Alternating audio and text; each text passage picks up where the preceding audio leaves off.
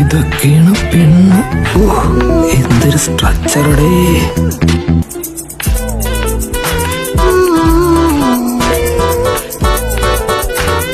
കണ്ടു കാണോ എന്തോ. മലത്തി വെക്കാം. എന്താമത്തെ പറ. ചേട്ടാ, ഒരു കാര്യം പറയാനുണ്ട്. പറ ചേട്ടാ, നമ്മുടെ ദാമ്പത്യത്തെ കുറിച്ച്. ഇതല്ലേ മുത്തേ നമ്മുടെ ദാമ്പത്യം? അതല്ല ചേട്ടാ ഞാൻ ഉദ്ദേശിച്ചേ. പിന്നെ